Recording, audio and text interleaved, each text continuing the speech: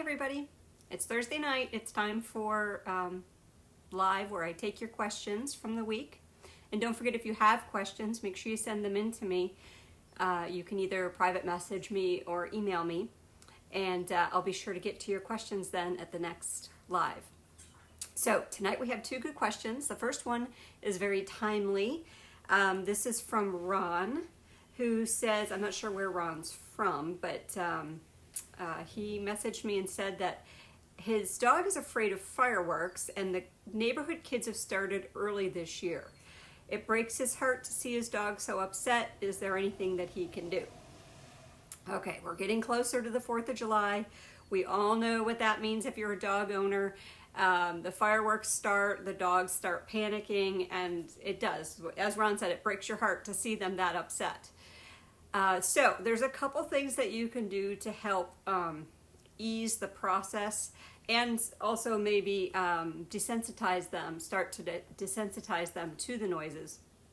But the first thing to understand is that your dog doesn't know what fireworks are. Okay, so fireworks, I group them all in the same category as thunderstorms, fireworks, any loud, sudden noises. Some dogs, it's like when a car backfires, or gunshots. So you've had hunting dogs that are gun shy, they call it, because they are afraid of the noise. So there's certain things that you can do to help, but the dog doesn't understand what that means. All they know is that there's this loud, scary noise. They don't have the ability to rationalize it and say, oh, gee, the kids down the street must be blowing off fireworks because it's getting close to the 4th of July. That's not how dogs process things. So, and we certainly can't explain it to them. So what you can do is start to help them by understanding a little bit of dog language. And I know I've told this story before, but it bears repeating because it does come into play a lot when you have dogs that have fear issues or they're nervous about certain things. But when Seamus was a puppy, my little French bulldog, when he was a baby, the first thunderstorm that we had was we had the windows open, it was a nice night, and all of a sudden this huge crack of thunder that sounded like it basically hit 5 feet from, the lightning hit 5 feet from the house. It boomed, the whole house shook. Everyone was asleep in the bed. He jumped up like his rear end was on fire and was like, burr, burr, burr, burr, burr, burr, and started barking. He didn't know what direction to look in. He was all over the place. And all of my other dogs looked at him like, dude, what are you doing? Why are you barking? And he was panicked like, oh my gosh, what's happening? The sky is falling. And my other dogs just said, dude, chill out. There's nothing wrong. And that, simply by them looking at him like, why are you doing that? He was able to stop panting and just be like, okay, I guess this is okay. And then as the storm progressed, he was able to go to sleep and fall asleep because the other dogs had told him in dog language, everything is okay. Now, we can't do that, unfortunately, as easily as a dog can because we don't speak their language. But we can try our best to imitate it. So the first thing to realize is that if your dog is scared of noises like that, by you trying to comfort them like a human. So if you think about it, if you had a child or your significant other was upset, the first thing we want to do is we want to hold them, right? We want to hug them and hold them. That's a primate thing. It's that touching and that feeling is very comforting to us. Not all dogs enjoy that, especially when they're scared. And the next thing we do is we talk to them. You know, it's okay, it's okay. And we try to be soothing and comforting. The problem is the way that gets translated to the dogs is you were sitting there perfectly fine. Let's say you're watching TV and all of a sudden a thunderstorm starts, your dog starts freaking out, and now you're following the dog around the house. It's okay, don't worry. It's okay, it'll be okay. And now you're worried and panicked because your dog is panicked, but all your dog knows is that you're acting differently as well. So now you're acting differently, and the only thing that's changed is the scary noise. So that tells your dog that you are also upset. They assume by the same noise. So the challenge is to try not to be so human in those situations. and try to be more dog-like, which is to just be normal. Like, dude, there's nothing wrong here. Just relax, okay? It's not going to hurt you. You're fine. I'll protect you. It's all good. Now, if your dog wants to hide, which is very common as well, a lot of dogs want to hide. They'll go in the bathtub, they'll go in a closet, they'll go under the bed. We get very upset. I'm not sure why, but we humans get upset by that. We want them to be with us. We don't want them to hide. So we're always trying to drag them out of their hiding space. But if they found a space that makes them feel safe, then for goodness sakes, let them stay there. Build a little nest for them. If they like to be in the bathtub, then put a dog bed in there for them so that it's more comfortable. If they like to hide in the closet, clear out a spot, move your shoes out of this, the area, and put a dog bed in there or a nice blanket for them to lay on. And allow them that hiding space, because a lot of times for dogs, that makes them feel secure. And what they're trying to do is cover as many sides as possible around them so that they only have to look in one direction for danger. So that's under the bed. They'll back all the way up against the wall or in the shower or in a closet where they can keep an eye on the door. That's what they're usually doing, is trying to hide themselves in a safe spot. So you want to let them hide. And the other thing that you can do is I always draw the blinds, okay? Tell people to draw the blinds when you know that there's a thunderstorm coming, or if you know there's going to be fireworks, so that it hides the flashes of light that they would see as best as possible. And put some music on. Now, on the subject of music, there is a scientific study that was done several years ago regarding calming music for dogs. There's a book out and music available if you check out the website Through a Dog's Ear. It's a great resource. And what it is they did scientific studies to determine what actually calmed shelter dogs down. And it's a scientist and a musician, a classical pianist, who did this study. And they did pared down classical music. So it's basically just the piano doing the music. And they realized, they started with autistic children, and they realized that pared down music can help relax autistic kids and help them focus and be more interactive. And then once that study was done, then they were asked by some animal groups to work with them on finding out what could help shelter animals and make it more of a relaxing environment in a shelter. So the results are pretty incredible. And you can get the music from them. They have a CD, or you can download the music. And sometimes they have free downloads available on their website. But we've used it ourselves. When I say we, I mean in my dog daycare. We've used it in the daycare area if it's a particularly stressful day, or when there's a storm coming and the dogs know the barometric pressure changes, we'll play the music. Or in the boarding area, if we have a dog that's a little bit stressed, we'll play the music. And I've used it in my car as well when I was transporting an overly stressed dog.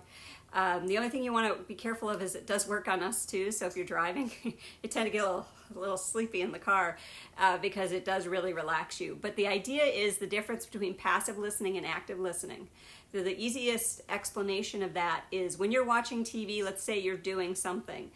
You're watching TV, it's on in the background, and you're reading or you're on your computer, and all of a sudden you hear this loud noise and you look, and it's always a commercial, right? It's always a commercial that just came on, and it's some loud noise that or sound that brought you from passive listening to active listening. And that's the idea is passive listening is going on in the back part of your brain, and it really helps to calm you down. It's a different type of listening. Active listening is much different, and it's much more mentally stimulating. So you don't want your dog engaged in active listening if they're stressed.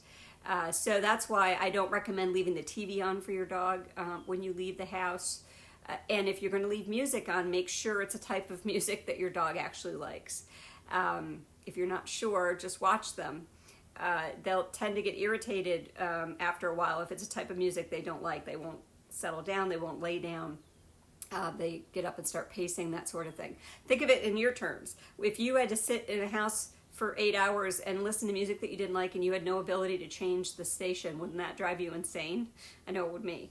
So you want to engage them in passive listening as much as possible. They did find that classical music was the dog's preferred music, but it needs to be pared down because a lot of classical music has big cymbal booms or drum booms in it that will switch your passive listening to active listening, or really high-pitched piano noises in certain songs. So you want to make sure that it's as passive as possible, as soothing as possible. So Through a Dog's Ear is a great resource to be able to get some music if you're not sure, if your dog really struggles with it. And I always recommend you turn it up a little bit louder than you would normally listen to music. Now, obviously, if you blast music, then you don't need to turn it up louder, but turn it up a little bit louder than it, so it's not just background music, to help drown out some of the noise. Your dogs have incredibly good hearing, so you want to make sure that you're helping them. Creates a little bit of a barrier between their ears and the noise outside. So if the fireworks are going off, it allows them to have that barrier. So the music is a great idea. The other thing you want to make sure you do, especially fireworks time, if your dog is stressed about fireworks, don't leave them home alone, okay? One of my family members had an incident where they didn't really know that their dog was freaked out by fireworks, and they went to watch fireworks and came home and their dog was gone. He had jumped out a screen window. The window was open and the screen was down. He had jumped out the screen window and was gone for several days before they found him because he freaked out over the fireworks. So if your dog is upset about it, don't leave him home alone. Have somebody stay home with them. Cancel plans if you have to. It's only fair to help your dog feel better that you are there. Even if they're hiding in the closet, it makes them feel better that you're there. So don't leave them unattended. Do not let them have access to outside. If you have to take them out to go potty and they have a fenced-in yard, take them out on leash. Make sure that you're keeping them safe so that they can't bolt. Remember, fight or flight is what comes naturally to dogs. And if they hear that loud, scary noise and it kicks in that fear, their instinct is to bolt. And, they will run for miles before they even stop to think. So prevent that. So make sure there's not a lot coming and going out of the house, or a lot, put them in a bedroom, or if they're in the bathtub, shut the bathroom door so that they can be safe and not escape the house. Close the doggy door if you have a doggy door. All of these things, just be extra precautious, take extra precautions about how the house is situated for them during the fireworks time, okay? So hopefully that helps to give you some ideas on things that you can do to help them get through it. Now you can start to desensitize them to the noises, okay? So if any of those noises that I mentioned, gunshots, thunder, or fireworks, if any of those noises are upsetting to your dog, then you can start to desensitize them. And what you want to do is start with a very low amount of sound. So if you can reproduce it by playing it on your radio or your phone, your computer, and right after you play it, okay, in your dog's proximity, immediately feed them or give them a really high value treat so that they hear the noise and it's immediately followed by you giving them something very high value. And you want to repeat that process. Now, obviously, if the dog hears the noise and it stresses them out right away, it's too loud or they're too close to it. So you need to add more distance or lower the volume so that they can process it. And then you can slowly, if they're doing well with that, you can slowly increase the volume of it so that you're desensitizing them to it and also giving them a more positive association with it. So you can try that as well. And if you have a dog that's gun shy and it's gunshots that's the problem. If you have a hunting dog and you want to be able to hunt with them, obviously you need a much greater distance for that from the actual gun being fired to get them to be desensitized to it. So And you have to be patient with that. It takes time and repetition. But you can get your dog used to it and feel better about it so that it isn't such a big deal, especially if you know every single year it's going to happen. And if it's thunder, you can't predict that. It could happen at any time during, different seasons, depending on where you live. So you want to, it's worth it to spend the time and the effort to desensitize them to the sounds that's upsetting, okay? So hopefully that gives you some ideas, like I said, and let me tell you what our next question is. Okay, so this is from Rachel, and Rachel is from Baltimore, Maryland, and she said, when I walk my dogs together, my female dog will go after my male dog whenever she sees an approaching dog. Help. Okay, so I don't know what kind of dogs they are, how old they are, but it really doesn't matter. But thanks for sending that in, Rachel. So what that behavior is called redirecting. And usually what it is one dog one of the dogs is focused on something that they see that they don't like. Okay, in this case it's another dog. So her female dog sees another dog, doesn't like the other dog. So what happens when they're doing that, dogs, when they are focused on something like that, they get tunnel vision, okay? So they only see that other dog and nothing else exists around them. And if you have a dog that is like that, you'll know what I mean, because you could dangle a T-bone steak in front of their face and they're like, woman, I'm busy. I am focused on this thing here. I'll get to you afterwards. So they're very focused on whatever it is that they don't like, that they see at the moment. Squirrel, rabbit, other dog, person at a distance, whatever. So when they get that focus, what's happening is they're also going into what's called drive. Okay, and we've talked about this before, but there's different kinds of drive for dogs. There's play drive. So when you see dogs that are super hyper about tennis balls or frisbees, that's a high play drive. There's prey drive, which is the dogs that want to get the squirrels or the rabbits, and they are always looking for them and want to dart or bolt towards them. And then there's protection drive. So the dogs that go crazy at the fence along the edge of the yard when you go by and they're barking and carrying on, or the dogs that sit inside the window of the house and carry on at everything going by, or the dogs that do that when you have your dog on leash and they're doing that when they see other people or dogs go by. That's protection drive. Now you don't know, it could be they're protecting you or it could be they're protecting themselves, which comes from two different places depending on their personality. They're either insecure and trying to protect themselves, or they're overly confident and trying to protect you because they don't think you can do it for yourself. So that's the difference there. But once they get that tunnel vision, they're going into drive. And what that means is that they are kicking adrenaline. Okay, so they get an adrenaline rush, they're hyper-focused, and they're basically ready. They're ready for whatever's going to happen next. So the challenge with drive is that their focus is tunneled. They cease to know what else is going on around them, and they are very busy doing their job in that moment. So in this example, what's happening is this one dog is tunnel vision on the dog that it sees in the distance, and here comes the other dog that's just next to them, and they probably bumped into them or made a noise or something, and the dog that's focused gets their attention distracted here and goes, oh my God, that thing is here now. And they go, ah, and they attack the dog that's next to them or redirect on them. And it's extremely common. And it's because they think that somehow that whatever they're focused on, in this example, the other dog, got next to them or behind them. And now they have to, take care of that. I've seen dogs that do that to their owners. So they get really upset when they see something, and when their owner tries to interact with them, the dog redirects on the owner because they, momentarily forget that that's the hand that feeds me. But that's what's happening when they do that.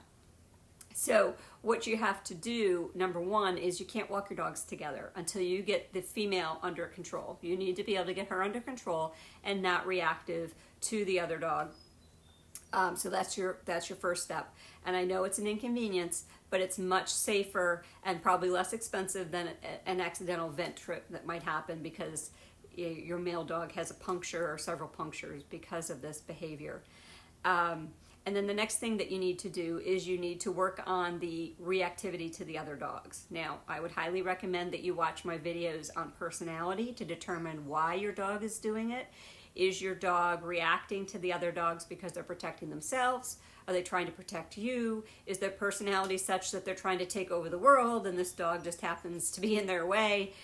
Because that will determine how you fix that issue or how you address the issue. The other thing you want to make sure that you look at is who's in charge in your house. Because if it's your dog, you're going to have a very difficult time stopping that behavior because they're doing their job. And if they're in charge, then their job is whatever they want it to be. And at that moment, their job is to protect you and themselves from that other dog that they view as a threat. So you have to do a little bit of homework on that to figure out the background of what your dog's personality is, why you think they're doing this behavior, and then who's in charge of the house. Now, if you can get to be where you're in charge and you tell your dog to knock it off, then there's different ways you can do that as well. But that's where you want to be, that your dog trusts that your job is to keep them safe. They see the threat, you acknowledge the threat, and then that's it. You just say, okay, not necessary, that's not a threat, I've determined it's not a threat, so stop it. And it doesn't have to be a big, huge production.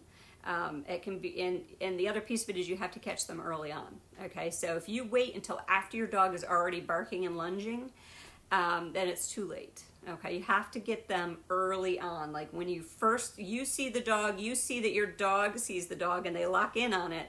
That's when you have to interact with them and get their attention off that other dog and back on you. So there's a lot of different ways that you can do that as far as training goes, whether it's teaching a good leave it command, a good watch me command. There's different ways that you can do it based on what your dog likes and how you want to handle it. Some dogs need to be corrected and snapped out of it. Like, no, I don't want you to do that. You need to stop that. So it just depends on your dog's personality and how you want to handle it. But that's what I would recommend is, first of all, stop walking the dogs together immediately.